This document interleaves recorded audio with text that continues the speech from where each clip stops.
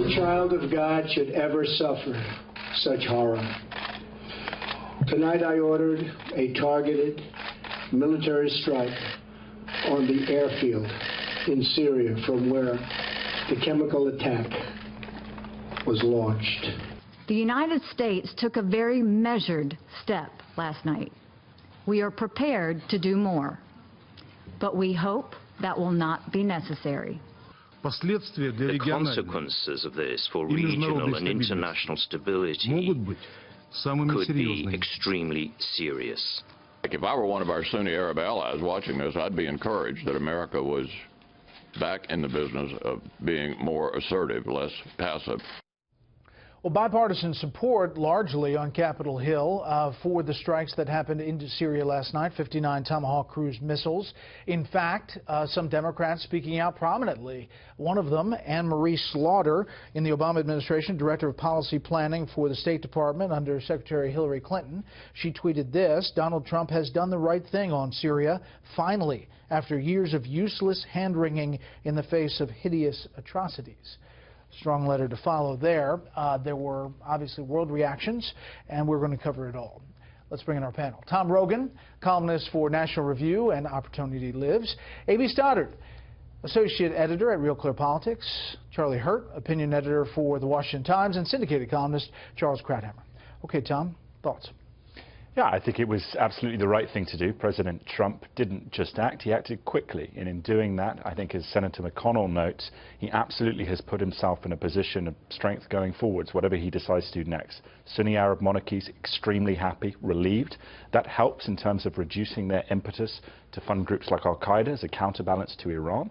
But on this specific issue of the rule of law in the world, whether the American anchor point will sustain, I think Trump took a major step forwards there. And if you look at the respective elation in governments across Europe at what has been done, I think it is the proof that this desire for American leadership was desperately desired. As we put up Sean Spicer's tweet, after you're looking at this Tomahawk cruise missiles, Sean Spicer's tweet of the room where President Trump was, the image after the strike apparently was ordered at 9:15 p.m. Eastern Time.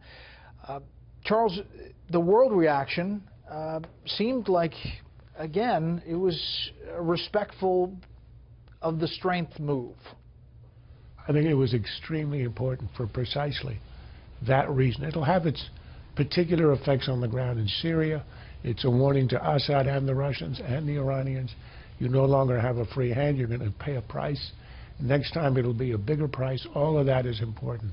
But I think the most important element here is that the world had looked at this area and seen the profound abdication for 8 years, where the United States had disappeared, and also the beginning of the Trump administration with a man who came into office, in fact, who said only a week ago, I'm not president of the world, I'm president of the United States. We'd have to look after our own interest here at home, who gave an inaugural address in which he essentially said, we are not interested in policing the world. And then this is a sort of neck snapping about face, which is extremely salutary. All of a sudden, as Tom said, the United States reacts, and quickly, unlike Obama, where you'd have weeks of public hand-wringing. Remember when he came up with the policy on Afghanistan? It took something like 8 months. This is about 48 hours, and America strikes. So I think that's the most important message, particularly important for the Chinese, for the Koreans, for the Russians. America is back, and it is liable to react now. You no longer have a free hand. And that, I think, is going to change a lot in the world from a single response like this. We should note about that Russian ship in the Mediterranean. Russian ships are in the Mediterranean from time to time. This one moved in just today, where the other two U.S. naval vessels that fired the Tomahawk missiles. We're not insinuating that they're making an aggressive move, but it was moved there today. Here is the UN ambassador to the U.S., Nikki Haley, and the Russian ambassador. It could be that Russia is knowingly allowing chemical weapons to remain in Syria. It could be that Russia has been incompetent in its efforts to remove the chemical weapons. Or It could be that the Assad regime is playing the Russians for fools. We will recall that General Power, I believe in this very room, he talked about chemical weapons of mass destruction were not found. He's talking about General Colin Powell making the case before the UN Security Council about Iraq, AB. And it's interesting that as Russia makes the case that we don't have the evidence that they were chemical weapons. You know, I agree with all the positive things that have been said so far, so not to repeat them, I think everything really so much lies in the hands now of the Russians, because they like to send conflicting signals, so they did last night and then again today. They usually say 3 things at a time that conflict with each other. What is going to happen at the meeting of the Secretary of State next week when he's in Moscow with his counterpart talking about Syria is so critical, because the question of what they did in 2013 with regards to removing all the chemical weapons, obviously they didn't. What they plan to do about that, a document released last night from the administration basically said the administration expects Russia to change its posture on Syria. I don't think they intend to do that.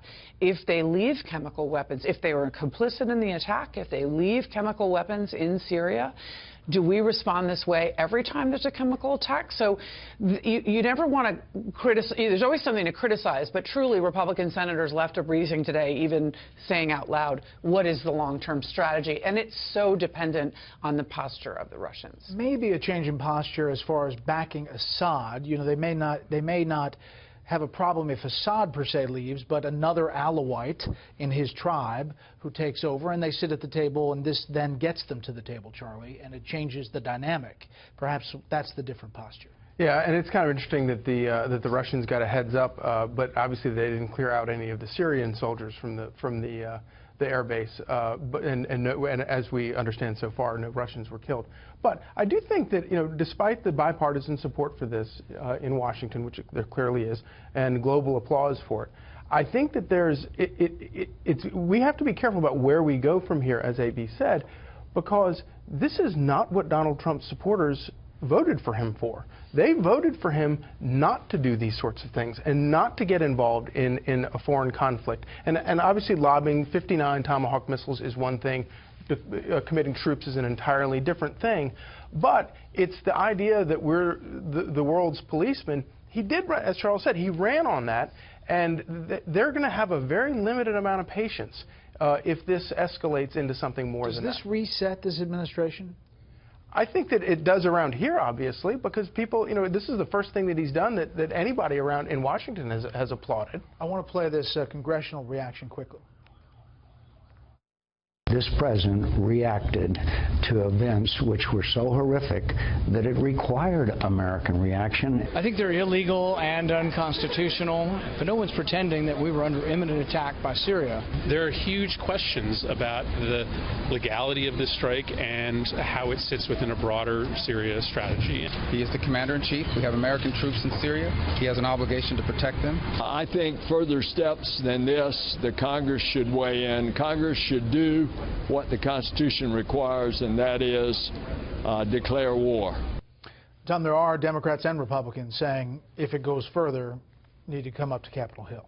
Yeah, and I think he will. But in the baseline of the powers of the Commander-in-Chief, Article 2, Section 2, it's not that complicated. You look at the precedents, you look at Clinton, Kosovo, Obama, Libya. The president, Libya. Right, the president has the authority to do this. I think it would be the Supreme Court doesn't want to touch it because it's evident. I think the equitable point here, though, in terms of what Charlie is saying about the notion of what did Trump do. It's interesting to note that we have U.S. Army Rangers in the north. What are the Rangers specifically tasked with doing is their mission statement? Seizing airfields.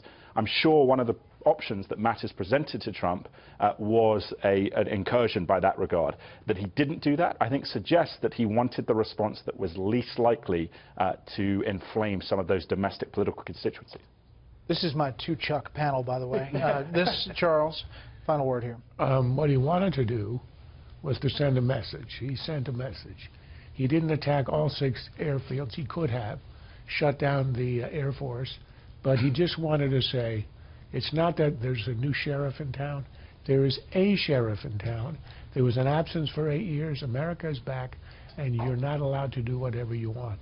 That in and of itself is going to have a big effect.